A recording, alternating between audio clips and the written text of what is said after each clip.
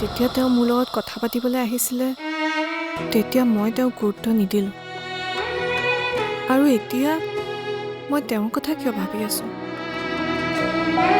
ইয়াকে কয় প্ৰেম প্ৰেম নহয় আচলতে মোৰ ভয় হৈছে কিজানি মোৰ কথাত লাগি তেওঁ কিবা নকৰিবলগীয়া যদি কৰে মোৰো তেনেকুৱাই লাগিছে কাৰণ তেওঁক যি নাম্বাৰৰ পৰা ফোন কৰিলেও নাম্বাৰটো অফ দেখায় ভগৱানে তেনেকুৱা নকৰক এবাৰ কেনেবাকে তেওঁৰ এটা খবৰ পোৱা হ'লে নাপায় মানুহে ইমান নিকৃষ্ট চিন্তা কৰিব নাপায় জোখতকৈ বেছি লোভ হলে মানুহ মৃত্যু মুখলৈ গতি কৰে দাদাই ঠিকেই কৈছে বৌ সকলো মানুহৰে শেষ ঠিকনা সেই একেটাই চিতাৰ সেই জুইকুৰা তাৰ আগৰ সময়খিনি আমি মিছাতে আনৰ বেয়াটো চিন্তা কৰোঁ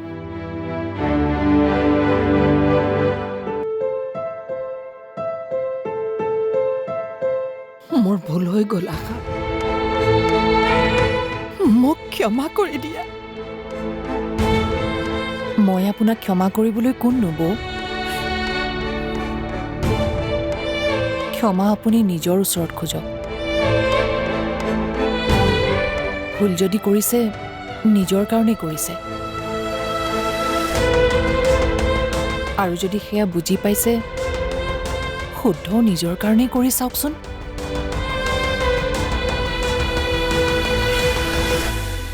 ডাঙৰ বল থানালৈ বল কিয় কি কৰিবি থানালৈ গৈ কি কৰিবি মানে কিয় তাক আনিব নালাগিব নেকি মই চিন্তা কৰিছোঁ তাৰ লগতে এইগৰাকীকো থানাত ভৰাবলৈ আৰু তই দাদা যিমান বেয়া হ'লেও নিজৰ সন্তানক এনেকৈ এৰিটো দিব নোৱাৰি কেছটো উঠাই লৈ হৃদয়ক ঘৰলৈ লৈ আহক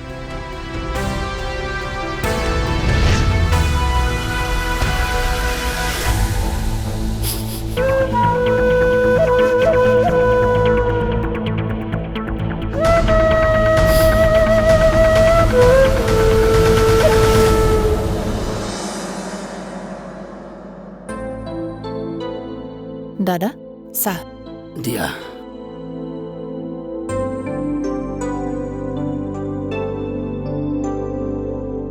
এনেকৈ হ'লে দেখোন দাদা হৃদয় কোনোবা দিনাখন ডাঙৰ বিপদত পৰিব সপ্তাহত দুবাৰকৈ থানালৈ গ'ল ইয়াতকৈ আৰু ডাঙৰ বিপদ কি হ'ব পাৰে ভগৱানে নকৰক ইয়াতকৈ কিবা ডাঙৰ এটা বিপদ হওক আজি সি নিজৰ ঘৰৰ পৰা কিবা এটা বস্তু চুৰ কৰিছে আমি ঘৰৰ মানুহখিনি গৈ কেছটো উঠাই লৈ তাক উলিয়াই আনিছোঁ কিন্তু কালিলৈ যদি সি আমাৰ ঘৰত কিবা এটা কৰে তেনেকুৱা একো নহয় ৰ'বা আমি সোনকালে ঘৰলৈ ঘূৰি যাব লাগিব সকলোৱে মিলি আমি তাক প্ৰতিটো কথা মৰমেৰে বুজাব লাগিব মৰম ভাল পোৱা সন্মান এইবোৰ শব্দ তাৰ মন মগজুত নাই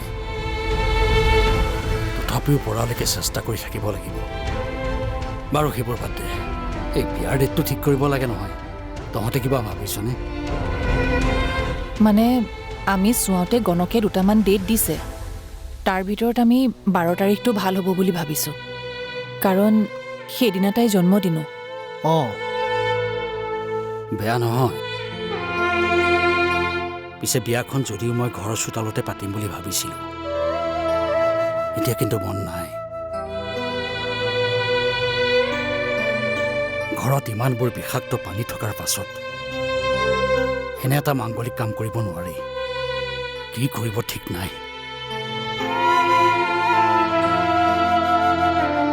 যদি তই মনত দুখ নাপাও আমাৰ ক'ব লগা নাই তেতিয়াহ'লে ল'ৰা ঘৰক ডেটটো জনাই দিয়া যাওক আৰু তেওঁলোকৰ যদি মনোগ্ৰাহী হয় বিয়াৰ আয়োজন কৰিব লাগে নে কি কওঁ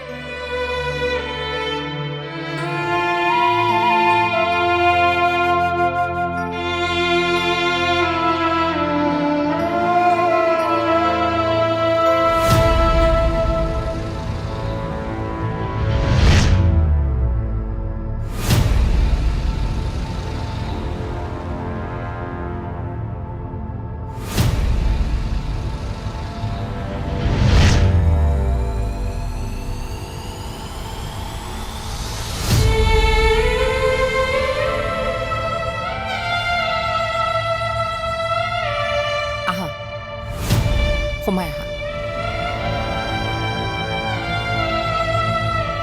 বৰ্মা,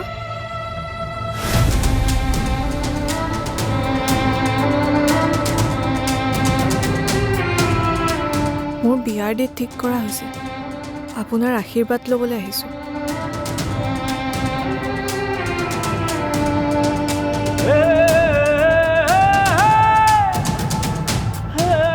আশীৰ্বাদ দিওঁ নে অভিশাপ দিওঁ?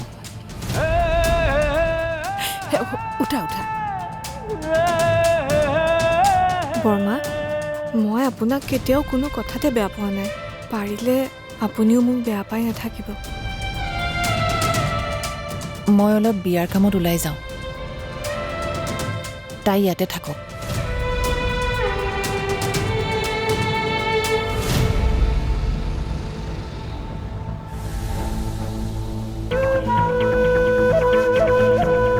মোক লাজ দিবলৈ আহিছে। মই ব্যৱস্থা কৰি আছো। বৰ্মা, হা? কিবা ভাবি আছে? নাই, একো ভবা নাই। ৰ'বা, মই তোমাৰ কাৰণে চাহ একাপ বনাওঁ। আপুনি যদি বেয়া নাপায় চাহকাপ ময়ে বনাওঁ।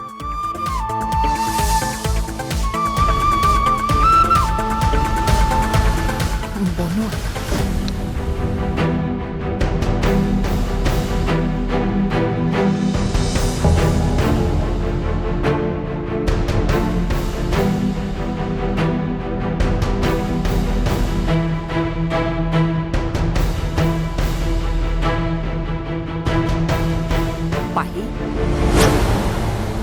বৰদেউতাই কৈছে ল'ৰাটো হেনো বৰ ভাল, বৰ ধনী।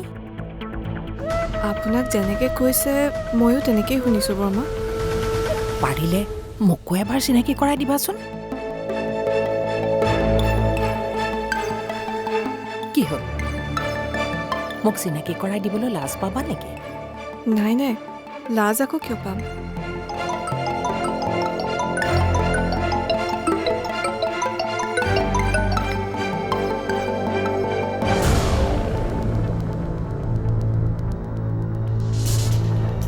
কি হ'ল, ধৰা আকৌ। নহয় মানে ল'ৰাজনে ফোন কৰিছে হয়নে? হয়। ধৰা ধৰা, কাটি দিব নাপায় নহয়। হেল্ল', কি কৰিছা? মই মানে বৰ্মাহঁতৰ ঘৰলৈ আহিছোঁ। বৰদেউতাকতো লগ পালোৱেই, বৰ্মা আৰু দাদাকহে লগ পোৱা নাই। চাওঁ, মই কথা পাতিম বুলি কোৱা। দিয়া দিয়া। হেল্ল' জোঁৱাই, মই বৰ্মাকে ক'লোঁ। বৰ্মা নমস্কাৰ। নমস্কাৰ নমস্কাৰ। হেল্ল' হেল্ল', মই শুনাই নাই, ৰ'বাচোন। হেল্ল'। বৰ্মাই চাগে নিজৰ ভুলবিলাক বুজি পাইছে।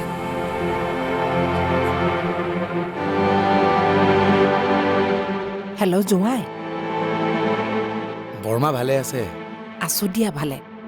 কি জানানে, পাহিৰ কথাটো শুনি আমাৰ ঘৰৰ সকলোবোৰ সুখী। পিছে এটা কথা নহয়? কি কথা বৰ্মা? পাহিক কিন্তু তুমি সুখত ৰাখিব লাগিব। একদম চিন্তা নকৰিব বৰ্মা। পাহি আমাৰ ঘৰত বোৱাৰী নহয়, ছোৱালী হৈ থাকিব।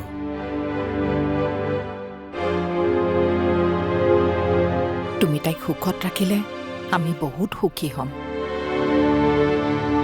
আৰু তুমিতো জানাই, মাক বাপেক ঢুকোৱাৰ পিছত আশা আৰু অঞ্জনে তাইক কিমান কষ্টৰে ডাঙৰ দীঘল কৰিছে। আপুনি এইবোৰ কি কৈছে বৰ্মা? পাহি তেওঁলোকৰ নিজৰ ছোৱালী নহয় নেকি? তুমি এইখিনি কথা গম নোপোৱা নেকি? বেয়া নাপাবা দেই, মই আকৌ তুমি সকলোবোৰ কথা গম পোৱা বুলিহে ক'লো। বৰ্মা প্লিজ আপুনি মোক কথাখিনি খুলি কওকচোন। এতিয়াহে বিয়াৰ আনন্দ বাঢ়িব। হেল্ল' বৰ্মা। তুমি কিন্তু এইবোৰ কথা মই কৈছো বুলি নক'বা দেই। মই কাকো নকওঁ বৰ্মা, আপুনি মোক কথাখিনি খুলি কওক।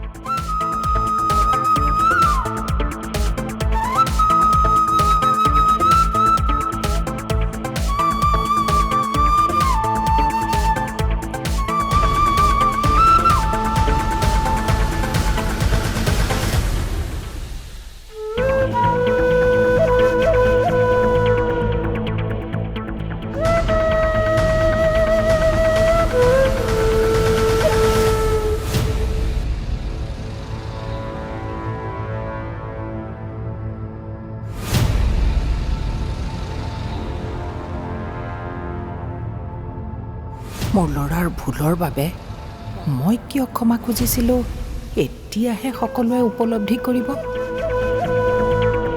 বৰ্মা হুম? চাহ হ'ল? অ' হ'ল নেকি? ব'লা ব'লা ব'লা। চাহ লোৱা। ভালে কৰিছা, চাহ একাপ খাবলৈ বৰ মন গৈ আছিলে। আজি হেনো বৰমাকে তাইৰ লগত ভালদৰে মাতবোল কৰিছে। হয় নেকি? কিয় জানো, হঠাতে সলনি হোৱা মানুহলৈ মোৰ বৰ ভয় লাগে।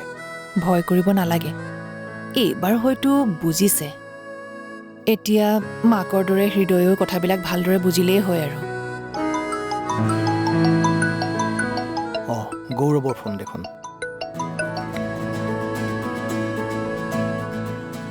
হেল্ল'। ঘৰতে আছেনে? অঁ, মই ঘৰতে আছোঁ। তুমি ক'ত আছা? মই অকণমান ওলাই আহিছিলোঁ। আচলতে এটা বিশেষ কথাৰ কাৰণে আপোনাক ফোন কৰিলোঁ।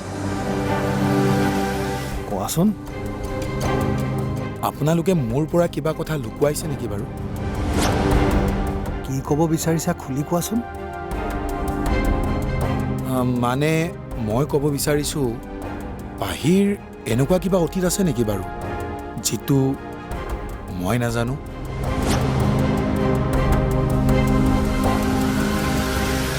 মই কিন্তু জানো, তুমি জানি বুজি এইষাৰ কথা কৈছা। বিশ্বাস নকৰিলে নাই, মই একো বেয়া চেঞ্চত কথাটো কোৱা নাছিলোঁ নহয়। আৰু ইমান ডাঙৰ কথা এটা নোকোৱাকৈ যে সিহঁতে সম্পৰ্ক এটা আগবঢ়াব মইনো কেনেকৈ জানো? এৰা, নাটক মোৰ আগত নকৰিবা। আজি ইমান বছৰে একেখন নাটককে চাই আহিছো, এতিয়া আৰু তুমি মোক বুজাব নালাগে। এটা কথা মনত ৰাখিবা, কাইলৈ ল'ৰা আহিব। কিবা কাৰণত যদি এইটো কথাৰ কাৰণে বিয়া ভাগে, তেন্তে এইখন ঘৰত থকাৰ আশা তুমি বাদ দিবা। হ'ব, সুযোগ পাওঁতে আপুনি ইমান কথা শুনাব নালাগে। সেইজনী আপোনাৰ নিজৰ সন্তান নহয় নহয়। মনে মনে থাকা। ইমান বছৰে প্ৰতিদিনে নাটক কৰাৰ পাছতো মই এদিনো তোমাক বেয়া ব্যৱহাৰ কৰা নাই, কাৰণ নাৰীৰ প্ৰতি মোৰ সন্মান আছে। সেই সন্মান পাহৰি যাবলৈ বাধ্য নকৰিবা।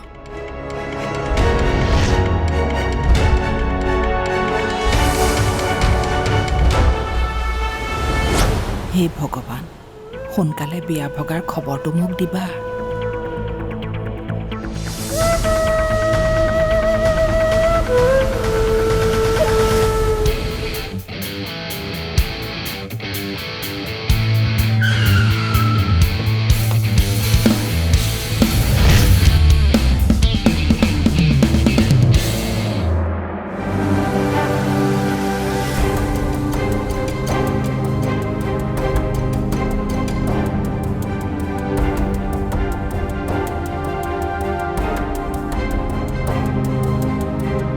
প্লিজ, আপোনালোকে মোক সকলোখিনি কথা খুলি কওক। শুনা, পাহি মই জন্ম দিয়া সন্তান নহয়, কাৰণ মোৰ সন্তান জন্ম দিয়াৰ ক্ষমতা নাই।